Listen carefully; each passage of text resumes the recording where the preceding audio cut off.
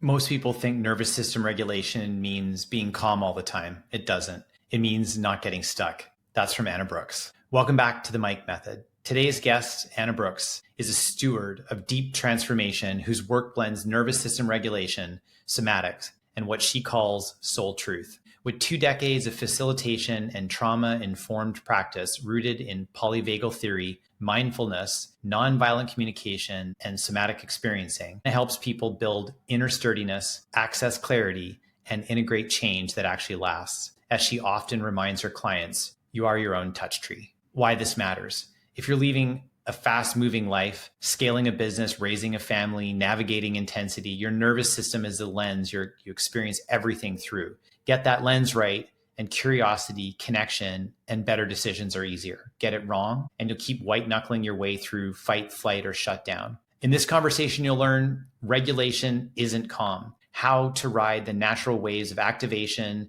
and return to your ventral state, the grounded, connected zone, without getting stuck. A simple, repeatable path, awareness, breathe, the power of pause, and then choose. You might notice that's an ABC. So you respond instead of react. Quick body-based tools that you can use anywhere, the one breath hum, butterfly taps, and micro slowing, walk, speech, or exhale just a little slower to signal safety. Why co-regulation with steady people is a cheat code for leadership and how to build it into your day. Turning old patterns into new possibilities, separating past trauma memory from present reality, using evidence and repair to rewire what your system expects, embracing both and so you can hold ambition and ease, intensity and play, strategy and soul. If you've ever chased a monk-like calm, guilty, only to feel like you're failing, this episode will feel like a deep exhale and a practical roadmap.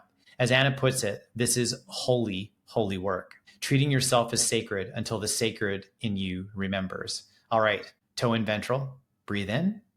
Long, slow exhale. Let's dive in. Anna, I really appreciate making time to be on the podcast today. Thanks for having me. It's great to be with you. I'm super curious to know if you were able to whisper in the ears of every person on the planet about their nervous system. What is it that you would love to whisper in everyone's ear? I love that opportunity. Before we answer that question, this is one thing that I would want to whisper into people's ear, but if it feels nourishing for folks, is just to actually take a moment to tune in, to pay attention to their nervous system, to see how they might be feeling inside, outside, what's happening around them, and maybe just taking a nice, long, slow, deep breath, closing the eyes if it feels good. No pressure at all to do that. It's always an invitation. And longer on the exhale. And then just kind of check in with yourself after that. See if there's any state change, if you notice anything different. And now I will answer your question. I love that way of launching in. So the one thing that I want everyone to know is just for nervous system regulation education to go mainstream and what regulation actually is. Most people think that it's always being calm. It's not. It's actually riding the waves, kind of like those undulations. We go into activation, we go down into a lower state. And it's actually being able to come back to what in polyvagal theory is called the ventral state. We'll talk more about that later. That's sort of our grounded, sturdy state where we can connect with folks. We're engaged with the world as often as possible. So again, it doesn't mean we don't go up into what folks know as fight or flight or down into a dorsal kind of shutdown space.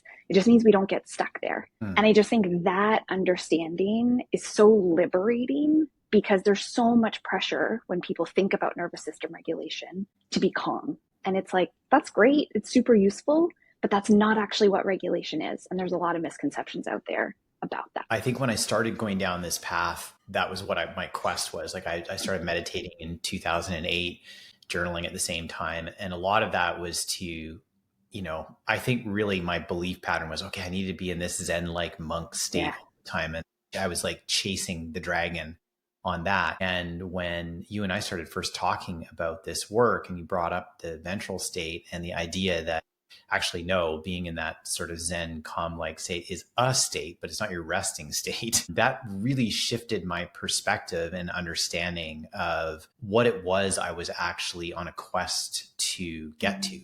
It really shifted it. And it kind of gave me this, I felt liberated actually, because it allowed me the flexibility to be able to go up and go down and recognize there was kind of this like middle zone that I could float within. And it wasn't all, Shaolin monk, Zen, Buddhist monk state that I was trying to chase all the time. Absolutely. And I think it's super important to normalize that, right? Like that's a Yeah. really common longing Right. and to feel that way and to access those like ways of being.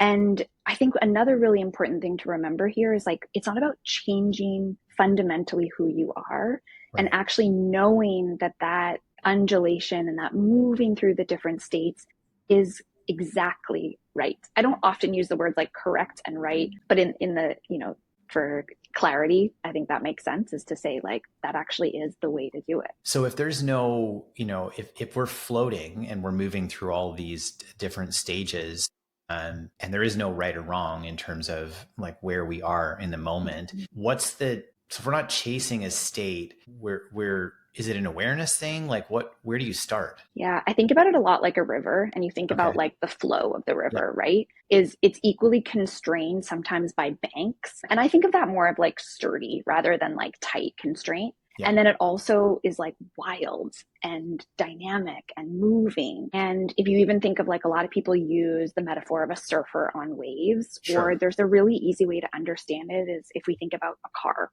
So if we have a gas pedal, a brake pedal, and when you kind of like go down into a dysregulated state is you're putting on the brakes. Okay. And that's not always useful, right? Like sometimes we actually need to be activated and push the gas pedal and we need energy. Sometimes we need to, well, I guess, yeah, like accelerate, right? Is go into a high energy state. And I think it's really about, does the behavior or the state match the situation? So the experience.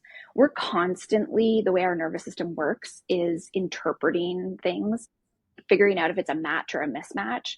But oftentimes what happens without an awareness is we're behaving in ways that our nervous system is remembering. It's living in our body in procedural memories. And I'm sure, folks have heard the body keeps the score, all this kind of stuff. And that really is where it lives. And energy gets stuck. And so it needs to also be released. And often we'll think about like, okay, I need to shift this state because I don't want to feel this way. And we try to do that too quickly before just meeting the state and being like, I notice I'm activated. I notice I'm having a sensation in my body. I don't need to change it right away. Of course, this is not like if you are in danger and you need to remove your body from a space. We're not talking about that. We're talking an everyday, there's no actual lion threat, but it feels like it. Our inbox is really full. Our spouse needs us. Our kids need us. Somebody at work, right? It can feel really overwhelming. We live in a really noisy world. And the key is to be able to like move through that. So to activate and respond in appropriate ways, rest when we need to, and like actually stay in this ventral state as often as we can. And the last thing I'll say just before I pause is curiosity can only be accessed in a ventral state. So if we think about that, when we're either in an argument or we're feeling activated by something, if we just have a toe in ventral, just a toe, doesn't even have to be your whole body, you can still access curiosity. And things that do that, we've talked about like what's really practical ways is to come back to that. Breath is a very simple, very quick way to do that. One I love is called the one breath hum. You inhale and then on the exhale you hum, also activating your vagus nerve. So fun. Singing does it too, gargling, things like that. And, often we can do these kind of practices in ways that people might not even notice. I mean, humming, yeah, sure, you might hear, but it could be non-audible. It sounds like kind of step one of all of this is that mindful sort of self-awareness from emotional intelligence and from mindfulness practices, actually just being able to check in and say, I am feeling this way. Like it sounds like I have to start there, because if I'm not there, then I'm going to try to move very quickly into the place I want to be without just honoring, okay, I'm feeling this way. And I think the way you described it to me once was you're not even accepting it. You're not even like, and I love that. In my mind, I'm like, okay, I have to accept that I'm feeling this way. And you're like, no, you don't even have to accept it. You just have to recognize it. Like, just be aware. I say meeting it, allowing it. Yeah. Allowing it. Something that feels more friendly, right? Right. Like that's really full of compassion and love to self. And that changes everything. And so once I've had that sense of awareness and I can say, oh, this is truly going on for me right now, then my next step is. Yeah. And I'll just add to that is Yeah, like, it's please. slowing down, right? Okay. Everything is about like that pause. What happens when our nervous system gets really activated is everything kind of speeds up, right? Unless obviously we go into dorsal shutdown and everything Yeah. actually kind of slows down and we need to kind of invigorate and bring a little bit more vitality. But what often happens and what'll be like very familiar feeling to people is everything just ramps up, right? We go Okay. into overdrive.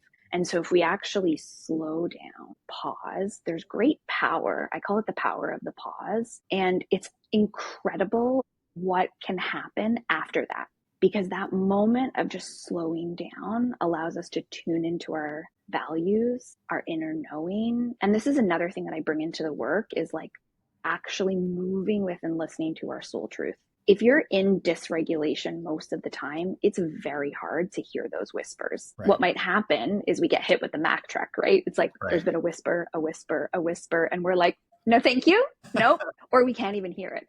And like, this is it, is there is humor in this too. I laugh a lot with clients in sessions, and you have to find the humor in this. But if we come back to the slowing down, so we've noticed, we have awareness around it. And we often practice outside of the activation, right? Like it's very hard. I think you had an episode about this recently, actually, is practicing outside of that moment of activation. So we'll call back to that. And then once we do that, we meet the feeling, we meet the way we're experiencing this moment or another person or ourselves without trying to change it. And then I go into a phrase, you find one that works for you. I often say like, that makes sense. Like the number of times that I say to myself, that makes sense, because the way that we're feeling makes sense. What might not make sense is the behavior that we expressed after, or the decision that we made after. But that initial autonomic really is a reaction, is just coming up and out of us. And where we have choice and in the response is what comes next. And only in sort of slowing down and tuning to that, are we going to be able to make a choice? Are we going to be able to be curious, be in ventral with a toe in dysregulation, right? But still a toe in ventral. And then actually integrating that. And that really calls for like an expansion of consciousness, an expansion of our parts of ourselves, welcoming them all in. If we think of the opposite, right, really constricted, really narrow view of ourselves, really black and white thinking. I work a lot in gray, is like really that's the definition of expansion of consciousness, right? It's just like creating more space for all these parts of ourselves. And then once we've done that, it becomes sort of like a whole integration. So it sounds like step one is let's be aware. Step two is to allow it and recognize it. And then step three is to take a pause and take a breath and say to yourself, that makes sense. Yeah, it makes sense that I'm feeling this way, that this is going on for me. I'm having this sensation in my body. It sounds like the next step then is to say, well, how do I bring myself back to a ventral state where I can actually be curious, because I need to be in that ventral state to be in curiosity. And that really is the choice. Like I get to make a choice in that moment. And I love that you brought up that was a solo episode. I think I did the last episode, talked about being triggered, right? Which is a very similar concept. There's the A is awareness, B is breathe, which is the pause, and C is choose. And it's choose a response I've figured out in advance so that I don't have my automatic response. And so in this mode, right, we're thinking about the choice I can make in advance, because obviously if I'm in the moment and I'm feeling dysregulated, there's like I can't even call it a habit. It's like an automatic program, like a reaction my body's going to go into that's like, I'm not even conscious of it. It's like, it just happens to me. It feels like it happens. Well, that's exactly it. That's okay. exactly it, Mike. I'm just going to jump in here because Please that's do. the thing. It is an autonomic response. Like our nervous system is actually designed to keep us safe, right? If we think about when we were kids, or even now, right? We have these really adaptive behaviors that work for us until they don't.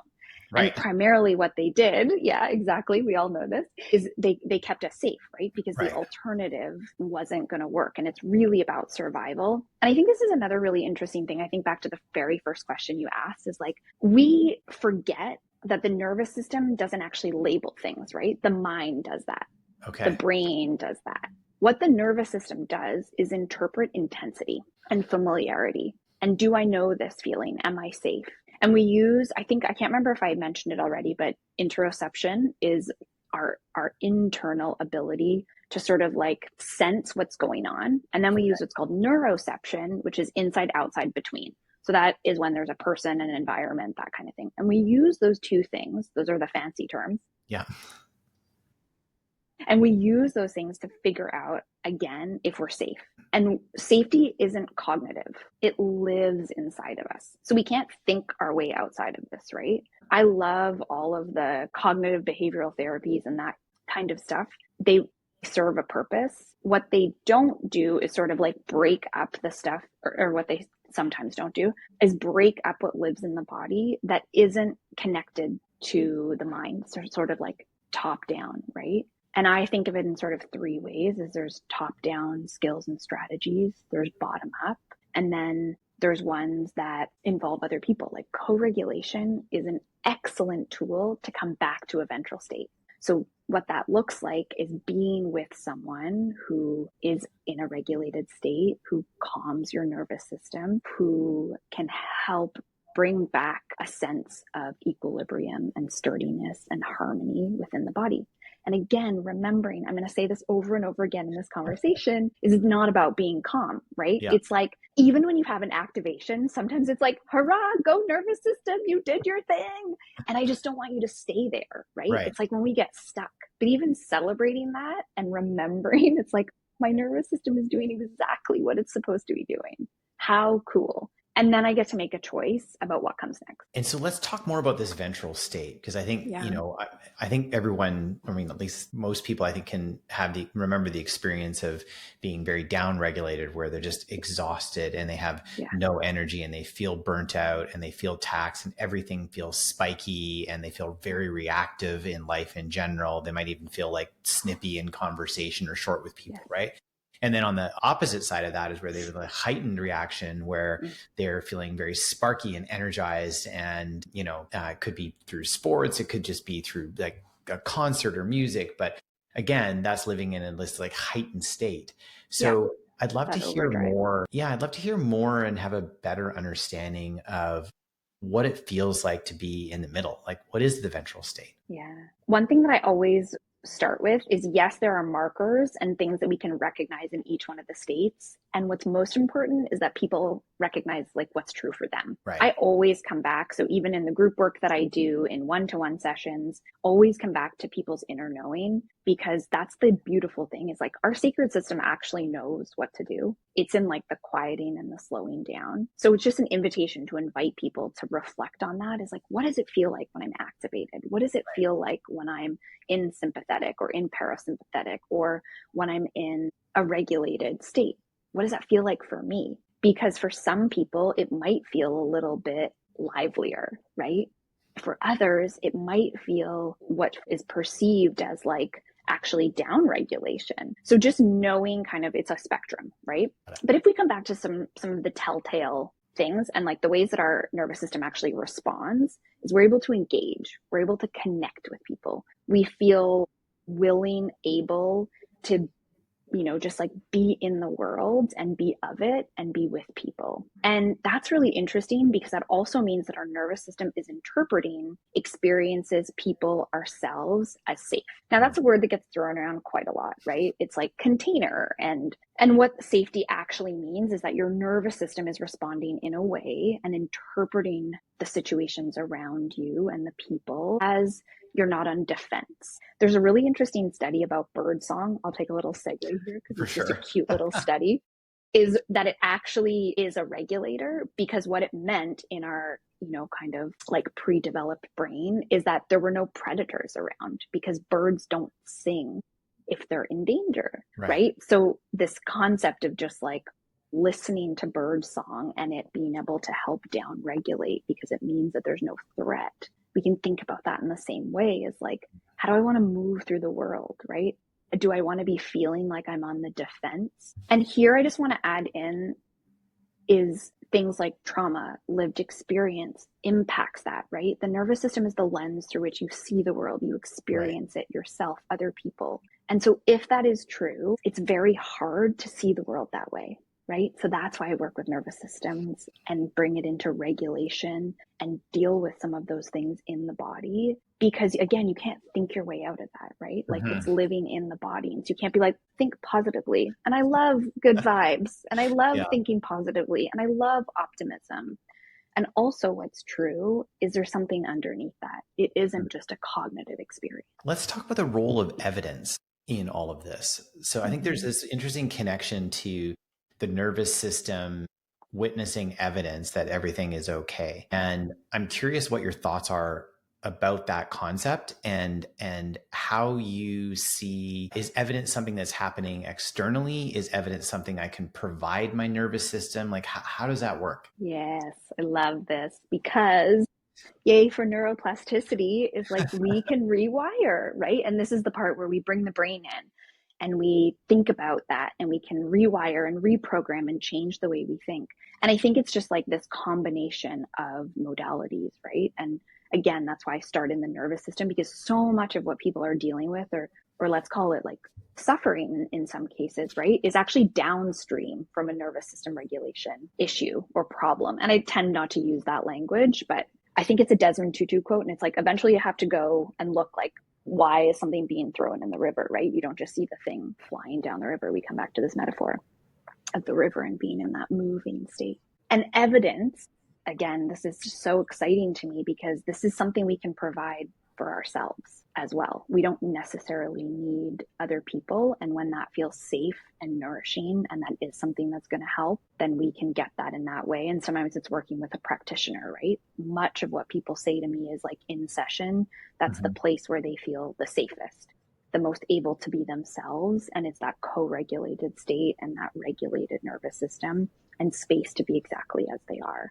And that is evidence that reprograms their brain and reorients their nervous system, helps modify those procedural memories that live in the body. And over time, eventually what happens is your lens changes, right? If we go back to that kind of the nervous system is the command center of the body, and it's the lens through which we see, experience ourselves, other people, the world, everything.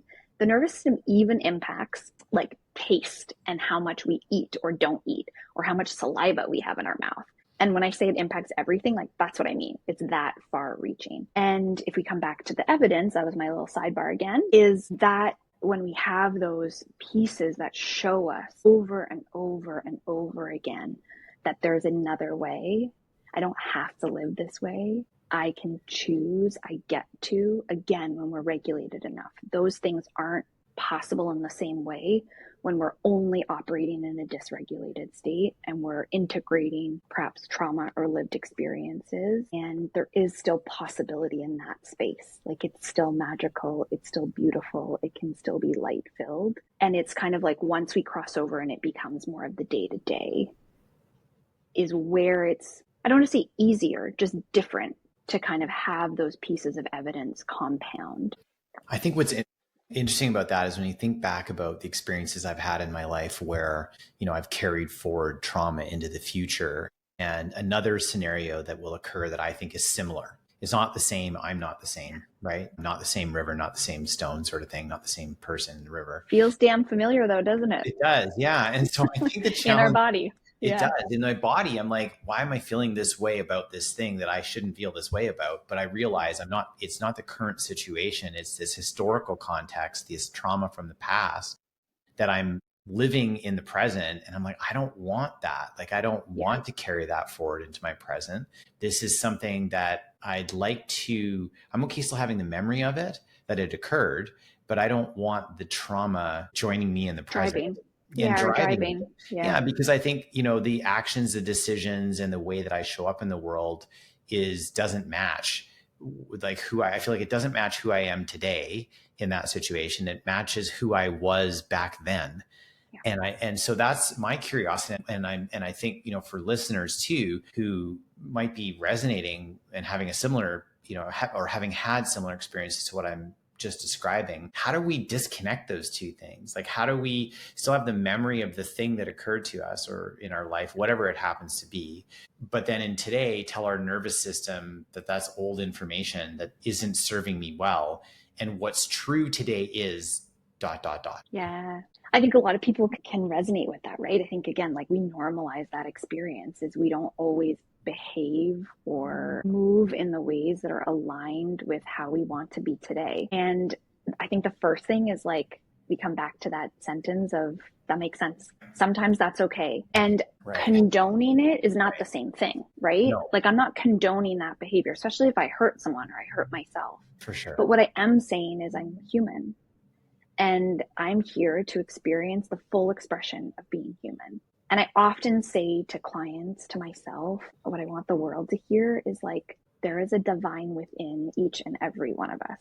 And when we feel that so deeply in our bodies and that kind of sturdiness and these quote unquote mistakes that we make, right? These missteps, these ways that we behave, and we come back to that, I'm still sacred. I'm still divine. Dr. Becky Kennedy says, I'm good inside. She works a lot with kids. Is that behavior or that expression doesn't define who we are. And slowly over time, we get to curb it. And I think one of the most powerful things to pair with that is repair. So say we've behaved in a way that we're not proud of. We have this amazing magical skill called repair, where it doesn't matter how long it's been. It's never too late. We can always go back and have a different experience, even if that's just with ourselves, because we may not be able to have a different experience with a person. So maybe it comes through a letter, maybe it comes through an imagination exercise.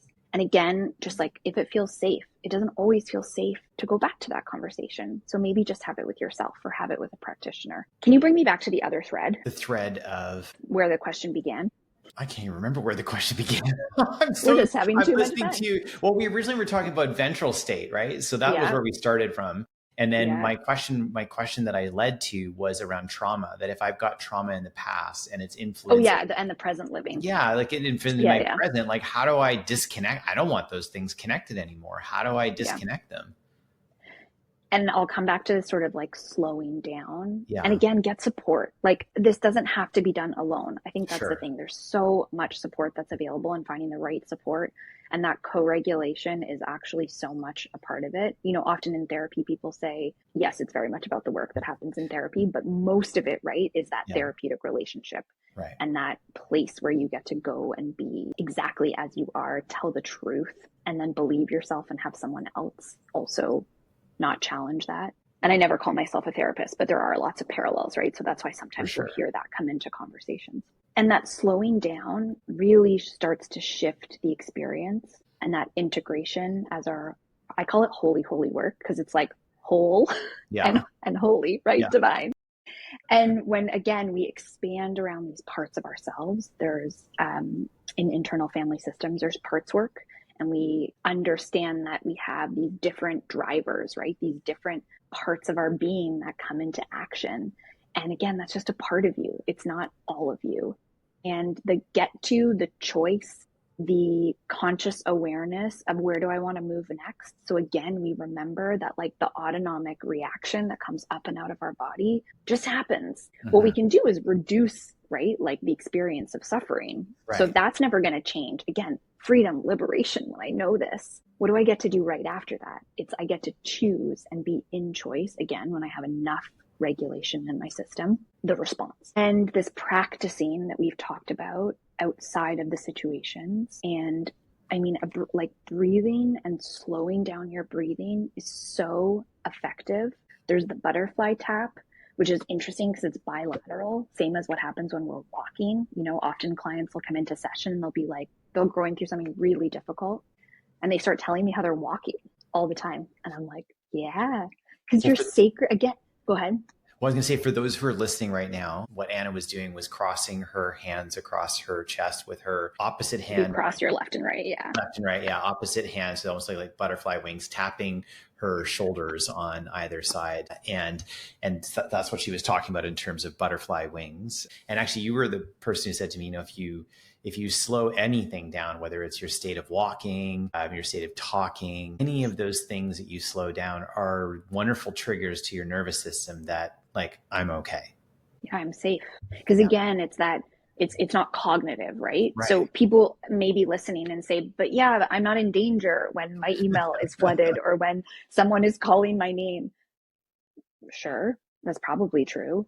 But what your system doesn't know is that those Yeah. aren't the same things. Yeah. And again, it's just remembering like what state is the one that matches the situation. So if slowing down and walking is actually making you feel more activated, that's not the right, like Right. there's this thing too about like we try to match a tool to a state that it doesn't actually Sure. help. And Yeah. then people wonder, they're like, well, I'm still activated. And you're Right. like, yeah, I'm no frustrated kidding. now.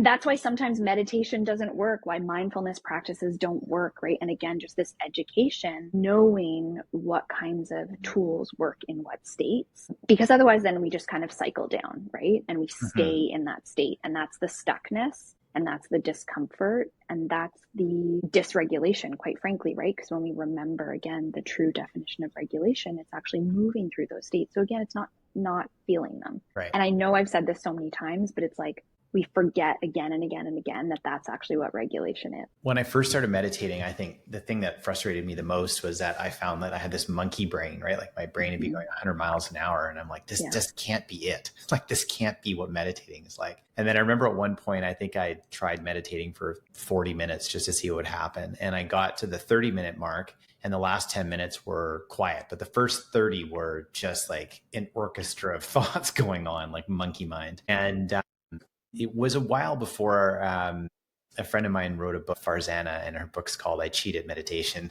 And one of the things she said in the book, which I loved, was, the goal of meditation is not to get better at meditation; it's to get better at life. And so it kind of released me to that point of saying, oh, sometimes, like this morning, actually, I meditated for a bit, and then my mind started, I was actually quite calm. And then my mind became very active. And what it became active on was all the things I needed to work on today, some of which I had forgotten about, or they were the next step of something that I hadn't considered yet.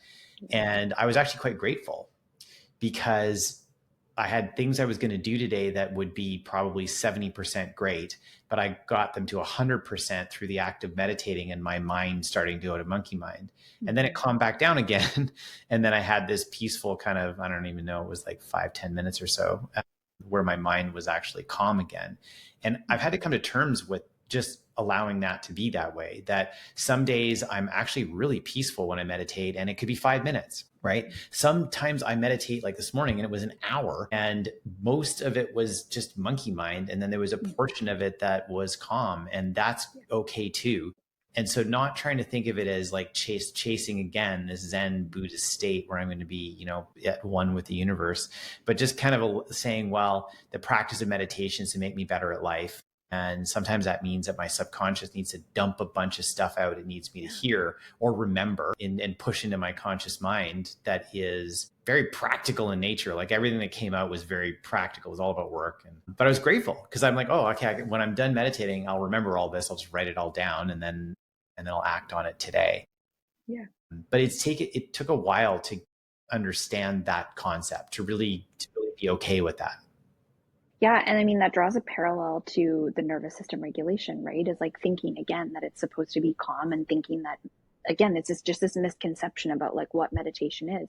And when we know and we are aware that it's actually being able to perhaps put the thing on the shelf temporarily or have a different experience about that, and it isn't always clear and calm and peaceful. And it reminds me too that, I use both and a lot, is like it can be one thing and also another thing at exactly the same time, right? We do this really binary thinking so often in life. And that is actually like our nervous system saying, hey, hey, hey, like we're constricted in our thinking, right?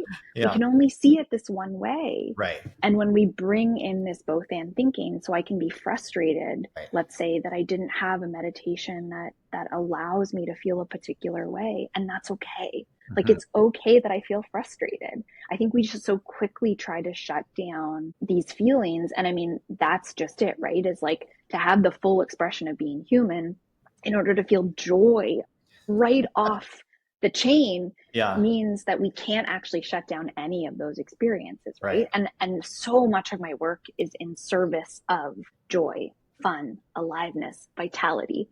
That is why I want people to have an understanding of how their nervous system plays a role, and so they can hear their soul truth and actually live into it. Because often we'll hear the whispers, right? But then living into it is like a whole other thing. And it's all in service of this, of like presence in life, engaged, aliveness, vitality, fun, joy, laughter. And if that sounds like the way you want to live, your nervous system and regulation is a great place to start because it helps you get there. And again, it doesn't mean that that's the experience all the time. Yes, am I generally like a very joyful person, a very sturdy person? Absolutely. Do I also have moments of activation and dysregulation? 110%. I'd be a very bad steward and a very bad person to work with if I didn't have those experiences too. What I've noticed and what I notice in clients is we shorten the gap and we reduce the time where we, what I'll call suffer, and where we get stuck. And so something happens and I can pretty quickly take myself out of it. And again, not by bypassing it, not by not making space for it, by actually shifting my state and actually recognizing what's true for me and believing myself. So if something feels hard, it's hard for you. If something feels like the worst thing that's ever happened to you, it is the worst thing that's ever happened to you. Comparison is not helpful. Perspective, yes, but comparison, until you can get to a place that feels a bit more regulated, it's not helpful. If like beating ourselves up and, being cruel to ourselves worked, it would have worked for everybody by now. And that's not the world we live in. There's two phrases that come up for me that one is that comparison is the thief of joy. And the second one is, oh, there I go. I'm shooting all over myself again. Yeah. And that's it. It's like, there I go being human. Right. Like I forgot. The forgetting isn't the problem again, right? Yeah. And it's never a problem, especially if it brings us like deeper into the remembrance, deeper into ourselves, deeper into connection with other people. We're going to forget again and again and again and again and again. And like, please find humor in it. Talk to that voice, like whatever works. And then again, just like open up some of the constriction around it, right? What happens is like we get so tightly bound by these things that live in our bodies and these beliefs that we have about ourselves and these experiences. And they're real, like that's true. And also we can expand around them. We can step into a different way of being. We can move with this like art of aliveness that's like living, breathing. It's alchemical. Like it changes all the time. I think what I've noticed is that both for myself and for the people around me, that the more things there are going on in life, the more successful people become, the more they get elevated in their careers, the more that gets thrown at them, the more important this work is. And because there are so many things that exist in the world, especially if you're living in a fast-paced world, in terms of the environment you surround yourself with, that are there to dysregulate us, and not even from our past traumas, but just the reality. The systems exist. Yeah. Like truly, just to jump in here, because again, I want to normalize this, is like the systems and the way that they exist don't serve nervous system regulation. So again, it's going to feel, this is where I will use the word like push, because it is going to feel like you bump up against it, because just the way that everything works, and we're, you're going to notice people are trying to change the systems. Like there are things that are changing, absolutely. But generally the way that they work moves quickly, pulls your attention in 500 different directions, doesn't want you necessarily to like feel more joy and fun and vitality, right? Because it wants to keep sort of like the constraint and the smallness and the you don't know-ness. And I want to come back to, well, what does it feel like to move through the world with regulation? And like where I have this inner knowing, where it might take me some time to like clear the way and hear it, or I might need some support from somebody, but I do know, we always know, right? And our nervous system shows us many, many different ways, through overheating in the body, through tensing our hands, holding tension in our jaw. Another great tool, just while we're on this topic, is like you clench your hands really, really tight. You make a fist, hold everything, pull it all in. Breathe in, hold your breath, and then on the exhale, you slowly open and if you do that a few times in a row, most people, again, not everyone, if it's something that activates you, take it or leave it. These are all offerings. Your system knows. But most often what happens is people feel a downshift. And we can do this again all the time because we move in this world. It's like we do have choices. It doesn't feel like we do sometimes, and that's real. And we do get to choose if we are regulated enough. It's not really ever a choice if we're not regulated. Let's pull this work into the reality of our mobile phones. Yeah. I I bought an Apple Watch a while ago, and then it kept buzzing all the time. So that I shut off all the notifications, and I'm Yeah. like, well, now it's just a watch, and I already have a watch, so I sent it back. But what I did with my phone is I shut off the notifications for email. I left the text messages on, and I left the phone on, and I left, I think, Slack. But everything else, every all social media, all that, all of it's shut off. And I thought, well, this is great because now I'm going to be super calm because my phone's not going to be pinging all the time. I'm not going to get distracted. But what has developed over time for me is now I go to look to see if something's there. So even though there's no notification prompting me, I still find myself picking up my phone. And then I stop and I'm like, why am I picking up my phone right now? I'm going to see if there's something there. And I'm which is not great. Like I would prefer to have, I don't know, a schedule, some other way of interacting with my phone than feeling like it's almost like FOMO-ish, I guess, like fear of missing out. There's something important going on. I better check it. Or what's the other one would be something along the lines of not even fear of missing out, but fear of missing something important. I think that's in there that I need to deal with. And so I just recognize whatever it is that I'm doing, whether I'm watching a show, whether I'm exercising, whatever, I have this reflexive need to go look at my device. So what do we do about that? Like, because I know my nervous system is reacting to that every single time. I can feel it in my body. So what do we do with that? Yeah, it's a great question because we all have these things Yeah. near us, on our person almost all the time, right? And we're Right. reachable in a different way. I long for the days that I still send snail mail, but Yeah. that's another story. I think it's coming back to this like remembrance that we do have a choice. And before we even get there is like actually tuning into our nervous system and checking in, like what is happening? Why am I feeling that way? And perhaps the step isn't like we try to do these big chunks, right? Essentially what I'm getting at is like not expecting yourself right from the get-go to like not pick up the phone. What if you're picking up the phone, noticing the notifications, and then choosing to put it back down? And then after we've sort of moved through that experience, what if it is like across the room, right? And we're going to get to the point where like you don't even feel the desire to pick up the phone.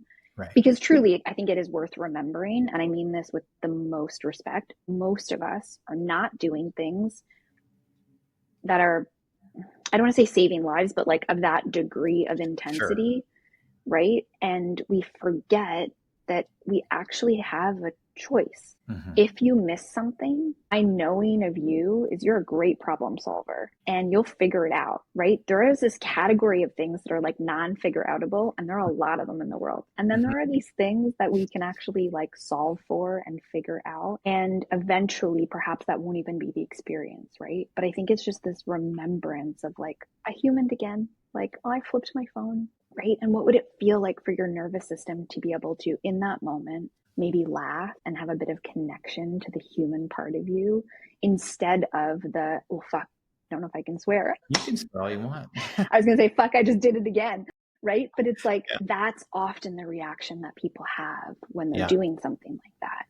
Right. And you can imagine what that does to your nervous system. We know what that feels like when somebody has that experience of us, when we have a behavior that comes out, right? And we have that opportunity to be a safe place for ourselves and to be sturdy and loving with ourselves. Anna, I really appreciate you taking the time to share your wisdom and knowledge and experience with the listeners and with me. It's been, as all of our conversations are, incredibly cathartic, incredibly helpful, and incredibly thoughtful. I'm grateful to you. Thank you so much for the space to share and to be with you. I mean, as I said, I want nervous system regulation education to be the mainstream. And if this helps anybody, or they just feel a little bit more met and seen and perhaps regulated even after this conversation, it's such a gift. It's such a joy to do this work and to help people live into more aliveness. And I love our conversations. And this one was another terrific one. So thank you again, Mike, to you and your listeners, and